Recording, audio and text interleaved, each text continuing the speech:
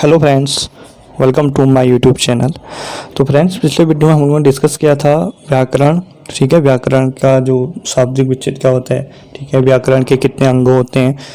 ठीक, वर्ण विचार, शब्द विचार और वाक्य विचार, जिसमें हम वर्ण विचार के बारे में हम डिस्कस कर रहे थे।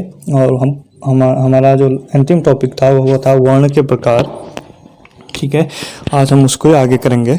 ठीक है, तो शुरू करते हैं आज का सेशन। तो फ्रेंड्स देखिएगा, मैंने आपको बताया था पिछले वीडियो में वर्ण जो होता है, ठीक है, इसके दो प्रकार बताए थे मैंने आपको। एक होता है स्वर वर्ण, ये क्या होता है स्वर वर्ण, और एक दूसरा होता है व्यंजन वर्ण। क्या होता है व्यंजन वर्ण। ठीक है, तो मैंने आपको बताया था जो स्वर होते हैं वो क्या होते हैं स्वतंत्र होते हैं, और व्यंजन क्या होते हैं स्वतंत्र नहीं होते हैं। स्वर क्या स्वतंत्र होने का मतलब इनको किसी वर्ण की सहायता की आवश्यकता नहीं होती है, इनमें किसी दूसरे वर्ण की सहायता की आवश्यकता होती है। ठीक है, और अब आज हम बात करने वाले हैं स्वर के बारे में। जो हमारे पास स्वर वर्ण हैं, ये कौन कौन से वर्ण हैं, इसके कितने प्रकार हैं, इसके बारे में हम यहाँ पर डिस्कस करने वाले हैं। तो देखिएगा, अगर हम स्वर वर्ण की बात करते हैं तो स्वर वर्ण हिंदी में 11 स्वर माने जाते हैं। ठीक है, हिंदी में 11 स्वर माने जाते हैं। वहीं अगर हम मूल भाषा की बात करें, मूल भाषा में स्वरों की संख्या 13 मानी जाती है। मूल भाषा मतलब हमारी जो संस्कृत भाषा है उसमें स्वरों की संख्या कितनी होती है 13 होती है। तो देखिएगा फ्रेंड, जो दो स्वर हमारे पास कम हुए हैं उनको बोलते हैं अयोग्वा स्वर। जो स्वर होते हैं अंक और अह जो स्वर होते हैं, इन स्वरों को कहा जाता है अयोग्वा स्वर कहा जाता है। तो यहाँ से भी प्रश्न एग्जाम में प्रश्न पूछा जाता है कि इनमें से कौन सा स्वर अयोग्वा स्वर है। ठीक है, अयोग्वा। अब आप बोलोगे सर अयोग्वा होता क्या है, मैं आपको बता रहा हूँ। अ मतलब होता है नहीं। ठीक है, ध्यान रखिएगा, अ मतलब होता है नहीं, योग मतलब होता है जुड़कर, और वह मतलब होता है वहन। मतलब ऐसे वर्ण जो व्यंजन के साथ नहीं जुड़ते हैं, मतलब व्यंजन वर्णों के साथ जो स्वर नहीं जुड़ते हैं उनको हम बोलते हैं अयोग्वा स्वर। ठीक है, ध्यान रखिएगा, अयोग्वा स्वर होते क्या हैं। अयोग्वा वर्ण वो वर्ण होते हैं जो व्यंजन वर्ण के साथ नहीं जुड़ते हैं, तो उनको क्या कहा जाता है अयोग्वा स्वर कहा जाता है। मतलब ये क्या होते हैं व्यंजन वर्ण के साथ नहीं जुड़ते हैं। ध्यान रखिएगा फ्रेंड्स, जो ये अयोग्वा स्वर होते हैं ये व्यंजन वर्ण के साथ नहीं जुड़ते हैं, इसलिए इन्हें क्या कहा जाता है, इसलिए इन्हें अयोग्वा कहा जाता है। ठीक है, तो ये था फ्रेंड्स स्वर हिंदी में हमारे पास 11 स्वर माने जाते हैं। ठीक है, और 13 स्वर जो है संस्कृत में माने जा सकते हैं। तो जो 13 स्वर जो है संस्कृत में माने जाते हैं उनमें से 2 स्वर जो होते हैं अयोग्वा स्वर भी होते हैं, लेकिन हिंदी में इनको स्वर नहीं कहा जाता है, इनको स्वर वर्ण नहीं कहा जा सकता है, क्योंकि ये क्या होते हैं व्यंजन वर्ण के साथ नहीं जुड़ते हैं। ठीक है, तो ये था फ्रेंड्स वर्ण। अब हम बात करते हैं वर्ण के प्रकार के बारे में फ्रेंड्स। ठीक है, स्वर के जो स्वर हैं, स्वर के प्रकार के बारे में अब हम यहाँ पे डिस्कस करेंगे। स्वरों के प्रकार, स्वर के प्रकार, जो हमारे पास स्वर वर्ण हैं इनके प्रकार के बारे में। तो सबसे पहले जो हमारे पास आता है उसको हम डिस्कस करते हैं जीभ की क्रियाशीलता के आधार पर। ठीक है, जीभ की क्रियाशीलता के आधार पर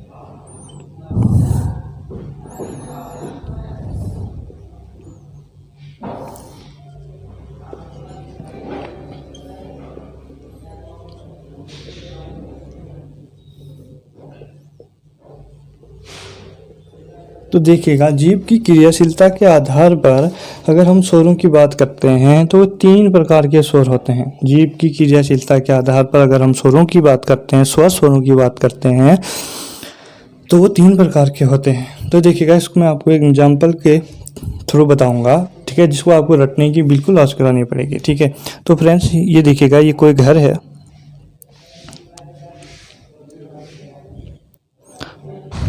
ठीक है, ये कोई घर है और ये कोई रास्ता है। ठीक है, ये रास्ता है और यहाँ पर 3 लोग हैं। ठीक है, 3 लोग हैं और ये तीन लोग बोलते हैं कि हम यहाँ से रेस लगाते हैं, मतलब दौड़ते हैं और देखते हैं कि कौन पहला स्थान पर आता है। तो जो पहला व्यक्ति था, एक बंदा था यहाँ पे, वो बंदा यहाँ पे पहुँच गया। एक बंदा यहाँ पे पहुँच गया, ठीक है, दूसरा बंदा बीच में पहुँचा और जो तीसरा था वो अभी स्टार्टिंग ही में था, ठीक है। तो ये देखिए, तो यहाँ पर अगर हम इनको बोलें, जो पहला है घर के जो सबसे नज़दीक है, इसको मैंने क्या बोल दिया, अग्र बोल दिया, ठीक है। इसको मैंने बोल दिया मध्य बोल दिया, ठीक है, और इसको बोल दिया मैंने पश्च बोल दिया, ठीक है। तो इन लोगों में से देखो, इन लोगों ने रेस लगाई और हमारे पास कंडीशन ये आई, पहले में ये पहुंचा, दूसरे में ये, तीसरे में। तो अब बात करते हैं, अगर मैं इस रास्ते को जीप बोलूं, अगर मैं इस रास्ते को क्या बोलूं, जीप बोलूं, तो देखिएगा जो सबसे पहले में पहुंचेगा उसको अग्र बोलेंगे, जो मध्य में पहुंचेगा उसको मध्य बोलेंगे, जो बीच में पहुंचेगा उसको मध्य बोलेंगे, जो लास्ट होगा वो पश्च होगा, ठीक है। अगर मैं इस रास्ते को जीप बोलूं तो क्या होता है फ्रेंड्स, देखिएगा इस आधार पर, अगर मैं जीप की इस आधार पर अगर मैं स्वरों को बांटूं तो पहला स्वर मेरे पास कौन सा हो जाएंगे, अग्र स्वर, ठीक है, अग्र स्वर। दूसरा स्वर जो हो जाएंगे मध्य स्वर, और तीसरा जो हो जाएगा वो हो जाएगा पश्च स्वर,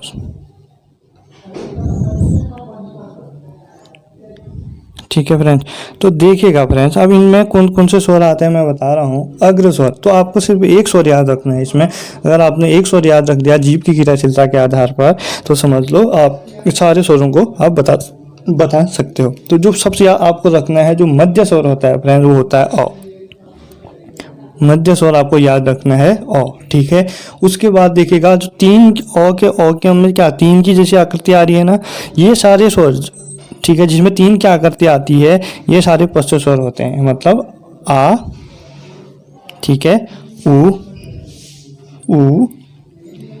ओ और आओ, ये सारे क्या होते हैं, पश्च स्वर होते हैं। बाकी इन दोनों के अलावा जो भी स्वर बचे वो सारे कौन से होंगे, अग्र स्वर होंगे। जैसे ई, ठीक है, ई, ए और आई, ठीक है। और साथ में क्या बराबर करना है, तो इनको एक स्वर री भी जो होगा वो भी हमारे पास क्या होगा, अग्र स्वर का भाग होगा। तो देखिएगा आप इजी से इनको क्या करते हैं, आसानी से याद कर सकते हैं। बस आपको याद होना चाहिए कि मध्य स्वर हमारे पास क्या है, अ है, और बाकी जो पश्च स्वर है पीछे से, मतलब इसमें जीभ की का जो अग्र भाग होता है, जिसमें अग्र स्वर क्या होगा, जो जीभ का जो अग्र भाग जिसमें क्रियाशील रहता है उसे हम अग्र स्वर बोलेंगे। जीभ का जब मध्य भाग अग्रसर होता है, या जब जीभ का मध्य भाग क्रियाशील होता है, तो उसको हम क्या बोलते हैं, मध्य स्वर कहते हैं। और जब जीभ का पश्च भाग क्रियाशील रहता है तब हम उसे बोलते हैं पश्च स्वर, ठीक है। तो ये थे फ्रेंड जीभ के आधार पर हमारे स्वरों का वर्गीकरण, ठीक है। तीन प्रकार से होते हैं, मैंने आपको पहले ही बता दिया था, ठीक है। आपको बस याद यही करना है कि जो मध्य स्वर होता है वो अ होता है, बाकी के स्वर आप खुद ही खुद डिस्क्राइब कर लोगे। बाकी जो पश्च स्वर अ के नीचे जो आता है, उसके बाद जो तीन आकार की मैंने आपको बताया था, तीन की जैसी आकृति होगी, जिसमें वो सारे किसमें होंगे, पश्च स्वर में होंगे, और बाकी के जो बचे स्वर हुए वो अग्र स्वर होते हैं, ठीक है। ये तो था जीभ की क्रियाशीलता के आधार पर स्वरों के प्रकार। अब हम दूसरे नंबर पर चलते हैं फ्रेंड्स, मात्रा या उच्चारण में लगने वाले समय के आधार पर स्वरों का वर्गीकरण। दूसरा जो हमारे पास है, देखिएगा, मात्रा या उच्चारण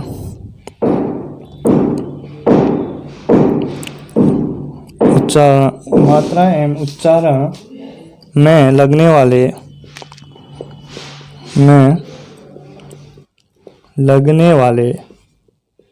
समय के आधार पर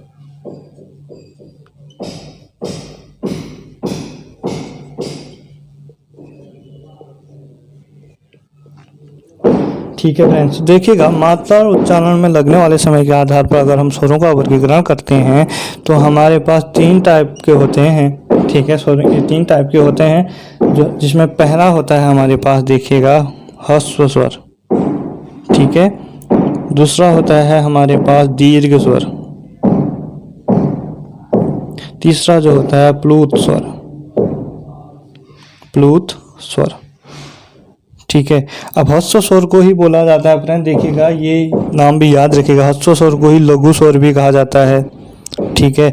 ह्रस्व स्वर को ही छोटा स्वर भी कहा जाता है, इसके अलग अलग नाम है फ्रेंड्स, ठीक है, या इसे एक मात्रिक भी बोलते हैं, क्या बोलते हैं, एक मात्रिक स्वर भी बोलते हैं, और साथ में मूल स्वर भी बोला जाता है इनको, ठीक है। और वहीं दीर्घ को क्या बोलते हैं, गुरु भी बोला जाता है, ठीक है। इसको बड़ा स्वर भी बोला जाता है, या इसको हम द्विमात्रिक स्वर भी बोलते हैं, क्या बोलते हैं, द्विमात्रिक स्वर भी बोलते हैं। और वहीं प्लुत स्वर को प्लुत स्वर भी बोला जाता है।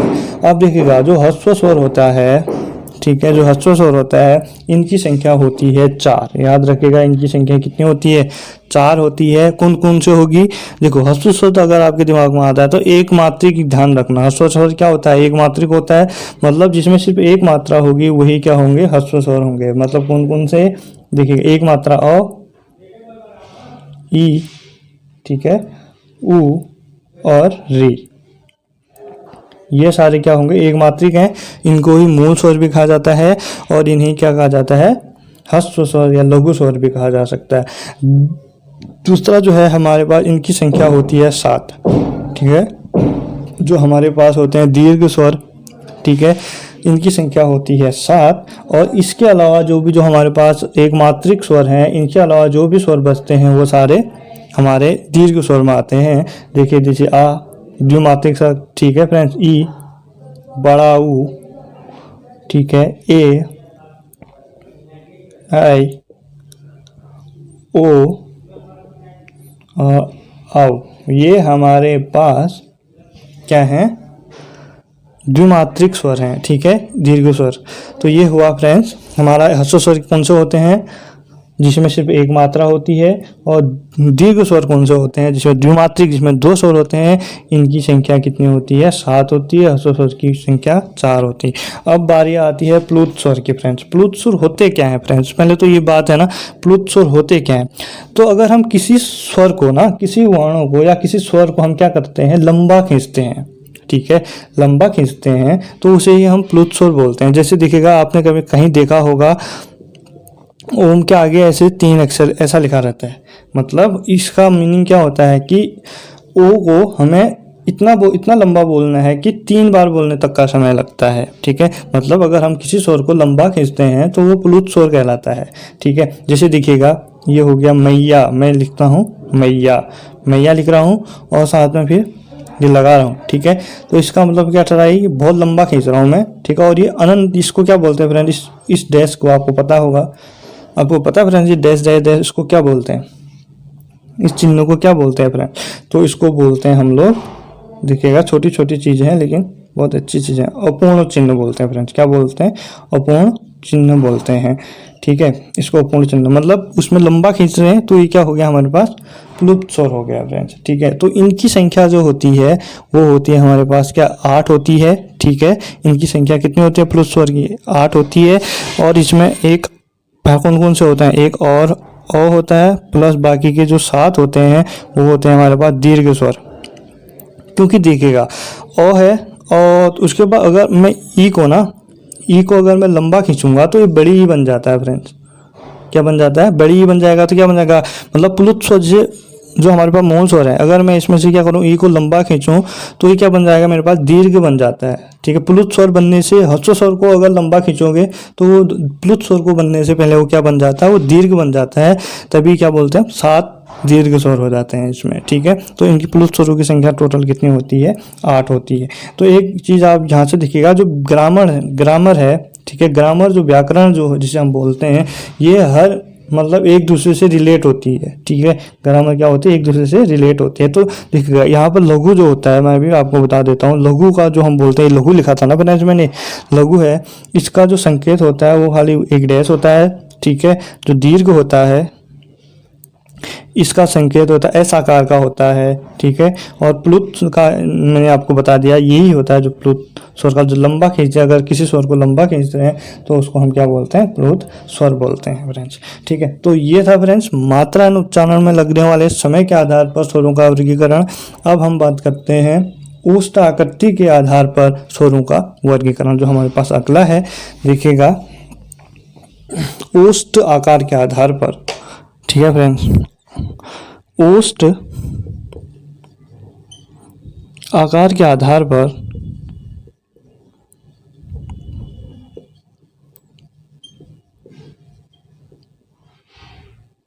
आधार पर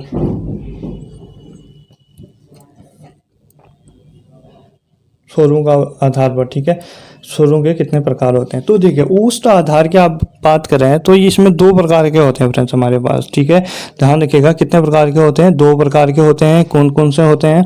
एक होता है वृत्ताकार, एक होता है वृत्ताकार स्वर और दूसरा होता है अवृत्ताकार स्वर। क्या होता है? अवृत्ताकार स्वर, ठीक है। तो ध्यान दीजिएगा वृत्ताकार स्वर में वो स्वर आते हैं जिनको बोलने पर जो ओष्ठ है ना, जो ओष्ठ है इसका आकार मतलब वृत्त की तरह हो जाता है, मतलब गोलाकार टाइप की हो जाता है, उसको हम बोलते हैं वृत्ताकार स्वर। यहाँ पर अ मतलब होता है नहीं, अवृत्ताकार मतलब हिंदी में नहीं होता है, मतलब हम वे स्वर जिनको बोलने पर वृत्ताकार ओष्ठ का आकार वृत्त की तरह नहीं होता है उसे अवृत्ताकार स्वर कहा जाता है। इसी को वृत्ताकार स्वर को ही वृत्तमुखी स्वर भी कहा जाता है फ्रेंड, याद रखिएगा किसी भी नाम से आ सकता है। इस वृत्ताकार स्वर को वृत्तमुखी स्वर बोलते हैं और अवृत्ताकार स्वर को अवृत्तमुखी स्वर भी कहा जाता है, ठीक है। अब बात करते हैं कि इनमें कौन कौन से स्वर आते हैं। तो देखिएगा जो वृत्ताकार और वृत्तमुखी स्वर में वे स्वर आते हैं जिनको बोलने पर हमारे ओष्ठ क्या होते हैं, वृत्त की तरह हो जाते हैं। मतलब आपको जिसे आप बोलोगे ना तीन आकार में, आपको बता रहा हूँ, थ्री आकार वाला जो हिंदी स्वरों में जो तीन आकार वाले जो अक्षर हैं वही वृत्तमुखी स्वरों के अंतर्गत आते हैं। हमें याद करने की मेरी एक ट्रिक है फ्रेंड्स, आप भी अपनी ट्रिक बना सकते हैं। मतलब तीन आकार के जिसमें भी होगा वृत्ताकार मुखी होगा, ठीक है। देखिएगा आपको सिर्फ एक याद करना है, दूसरा आपको खुद भी याद हो जाएगा। तो देखिए इसमें जो आते हैं वो आते हैं ऊ, ठीक है, ऊ बड़ा ऊ, ठीक है, ओ और आओ। ये स्वर जो होते हैं ये वृत्ताकार होते हैं फ्रेंड। इनकी संख्या कितनी होती है? 4 होती है। इनको बोलने पर जो हमारा ओष्ठ है इसका आकार कैसा हो जाता है? वृत्ताकार हो जाता है। और वहीं अगर हम अवृत्ताकार स्वर की बात करते हैं, इसके अतिरिक्त जो भी स्वर बचेंगे फ्रेंड्स, ठीक है, वो क्या हो जाएंगे? अवृत्ताकार या अवृत्तमुखी स्वर कहलाते हैं। तो इसके अलावा हमारे पास क्या बचा? अ, ठीक है, आ, ठीक है, ई, ठीक है, ए और आई। तो इनकी संख्या होती है फ्रेंड, और री भी होता है फ्रेंड साथ में, ठीक है। तो इनकी संख्या होती है हमारे पास 7। जो हमारे पास अवृत्ताकार स्वर होते हैं इनकी संख्या कितनी होती है? 7 होती है। और वृत्ताकार या वृत्तमुखी स्वरों की संख्या 4 होती है। आपको बस एक याद रखना है, बाकी दूसरे जो स्वर बचते हैं वो सारे अवृत्तमुखी स्वर कहलाएंगे, ठीक है। तो इसी से रिलेटेड एक टॉपिक और है, एक पॉइंट और है फ्रेंड, आपको पता होगा, देखिएगा अगर मैं बताऊं, अगर देखिएगा आप पहचानते हो ना इसको क्या बोलते हैं? इसको बोलते हैं चंद्र बिंदु। ये क्या होता है? चंद्र बिंदु होता है, ठीक है। आपको पता होगा आ के ऊपर ऐसे बिंदु चंद्र बिंदु होता है, ठीक। और ये सब अनछुए चीज़ें हैं फ्रेंड्स, देखिएगा, ठीक है। अगर मैं इसको आ के ऊपर अगर मैं बिना बिंदु नहीं लगाता हूँ तो इसको क्या बोलते हैं? अर्धचंद्र बिंदु, अर्धचंद्र बिंदु, ठीक है। तो यहाँ पे देखिएगा फ्रेंड्स, जो ये अर्धचंद्र बिंदु है ना, अर्धचंद्र बिंदु है, ये हिंदी भाषा का शब्द नहीं है, ये आगत शब्द है। क्या है? आगत शब्द है। ये हम इसे बोल देते हैं, ये विदेशी शब्द है, मतलब। तो ये भी जो ये अर्धचंद्र बिंदु वाले शब्द होते हैं, ठीक है, अर्धचंद्र बिंदु वाले शब्द होते हैं, ये भी वृत्तमुखी होते हैं फ्रेंड्स, ठीक है। ये भी क्या होते हैं? वृत्तमुखी होते हैं। बट अगर आपको हिंदी व्याकरण की बात करेंगे तो क्या होंगे? हमारे पास जो वृत्ताकार होंगे या वृत्तमुखी स्वर होते हैं वो 4 प्रकार के होते हैं। बट अगर हमको आगत और विदेशी भाषा की बात करेगा तो ये क्या हो जाएगा? हमारे पास भी एक हमारे पास ऐसा स्वर होता है जो वृत्तमुखी स्वर होता है फ्रेंड, ठीक है। तो फ्रेंड्स ये था हमारा ओष्ठ के आधार पर स्वरों का वर्गीकरण। अब हम बात करेंगे तालु की स्थिति के आधार पर वर्गीकरण।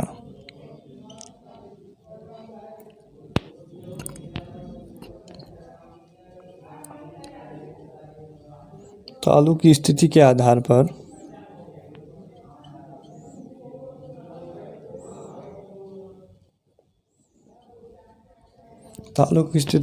पर स्वरों का वर्गीकरण कैसे होता है। तो फ्रेंड्स देखिएगा, इसमें 4 प्रकार के होते हैं, ठीक है, 4 प्रकार के होते हैं और इसके थोड़ा नाम अजीब है फ्रेंड्स, जो कि याद करने में दिक्कत होते हैं। तो हम थोड़ा इसको फिगर्स से मैं आपको समझाने की कोशिश करता हूँ, ठीक है।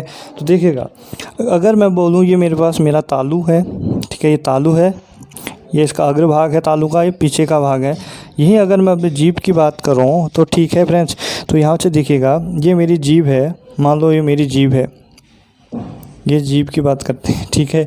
तो अगर देखिएगा, अगर हम तालू का अग्र भाग और जीभ का अग्र भाग एक दूसरे से मिल जाएं, ठीक है, तालू का अग्र भाग और जीभ का अग्र भाग एक दूसरे से मिल जाएं तो मुंह क्या हो जाएगा, बंद हो जाएगा। देखिएगा, तालू का अग्र भाग तो मुंह क्या हो जाएगा, बंद हो जाएगा, हवा आस पास नहीं चले जाएगी।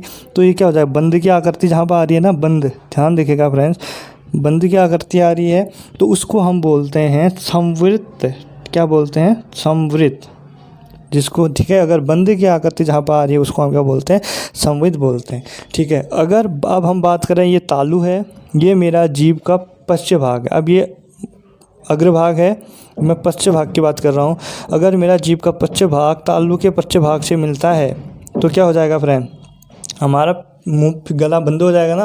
अगर आप कभी कभी देखते हो, अगर आप पानी पीते हो, आप पानी को मुंह में रखते हो लेकिन पेट में नहीं जाता है वो, ठीक है, आप क्या कर रहे हो, तालु का जो पश्च भाग है और जीभ का पश्च भाग है उसको चिपका दे रहे हो, ठीक है। मतलब ये क्या होता है, बंद की स्थिति हो जाएगी, ठीक है।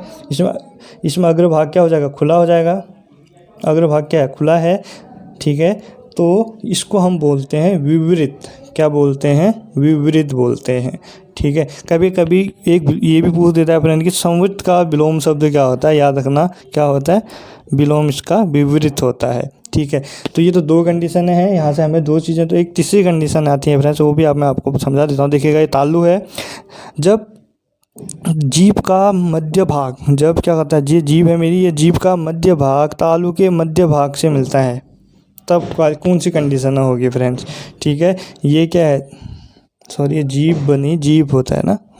तो ये देखिएगा, ये अगर मेरे पास तालु है और ये जीभ है, जीभ, ठीक है फ्रेंड्स। तो देखिएगा, इसमें ये जीभ का मध्य खुला है, पीछे से तो बंद है ना, इसको अर्ध खुला बोल सकते हो, अर्ध खुला, अर्ध खुला है, मतलब इसको हम बोल सकते हैं, खुले को मैं क्या बोल रहा हूँ, विवृत बोल रहा हूँ ना, खुले को क्या बोल रहा हूँ, विवृत बोल रहा हूँ। तो ये हो जाएगा मेरा क्या, अर्ध विवृत, अर्ध विवृत, ठीक है। ये वाला पार्ट देखिए, इस पार्ट की बात करें तो क्या, अर्ध बंद है, आधा बंद है, तो अर्धवृत, अर्ध बंद है, तो इसको मैं क्या लिख सकता हूँ, आधा बंद है तो इसको लिख सकता हूँ मैं, अर्ध बंद को क्या लिखता हूँ फ्रेंड्स, मैं संवृत लिखता हूँ, संवृत, ठीक है। तो ये इस टाइप से हमारे पास 4 प्रकार के होते हैं फ्रेंड्स। कौन कौन से होते हैं, एक तो संवृत होता है, संवृत स्वर, एक होता है विवृत स्वर, एक होता है अर्ध विवृत स्वर और एक होता है अर्ध संवृत स्वर, ठीक है फ्रेंड्स। तो देखेगा, अब हम इसमें देखते हैं कि इसमें कौन कौन से वर्ण आते हैं या कौन कौन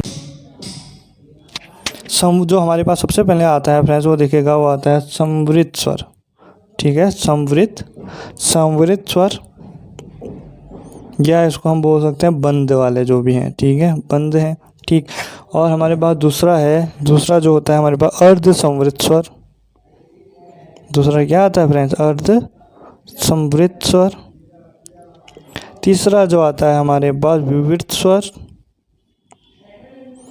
विवृत स्वर मतलब होता है खुला, क्या होता है, खुला होता है, ठीक है। और जो चौथा आता है हमारे पास, वो आता है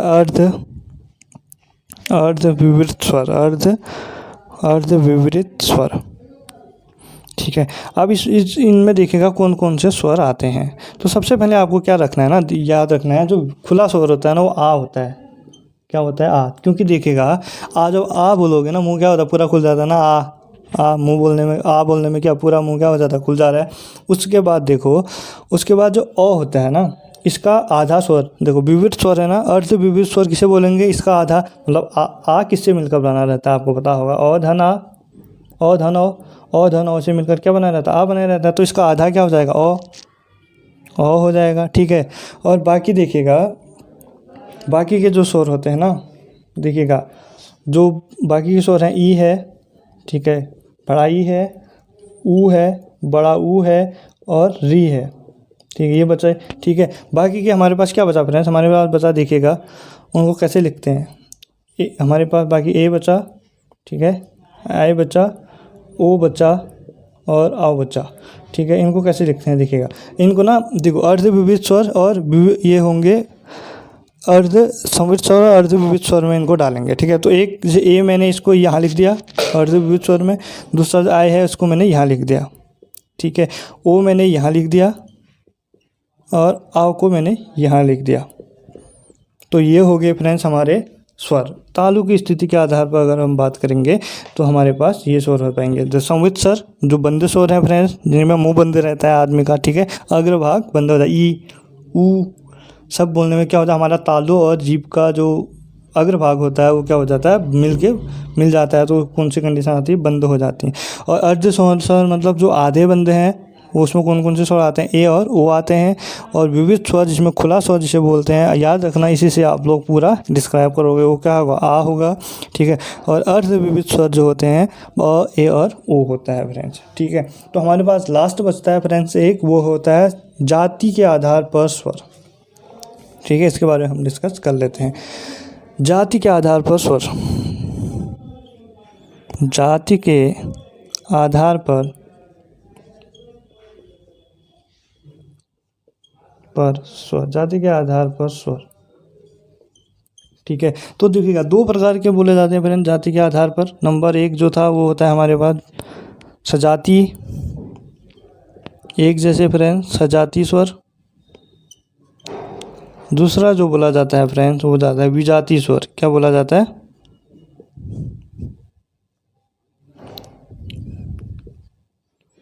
दूसरा बोला जाता है विजाती स्वर। ठीक है, अब आप बात करोगे सर सजाती स्वर और विजाती स्वर क्या होते हैं। सजाती मतलब एक ही जैसे दिखने वाले फ्रेंड, जैसे अ और आ। ठीक है, सजाती स्वर हुए ई, ए आई, ये क्या हुए, सजाती स्वर हुए। अगर विजाती स्वर की बात करेंगे तो हो जाएगा अ और ए। ठीक है, क्या हुए, विजाती स्वर हो जाएंगे।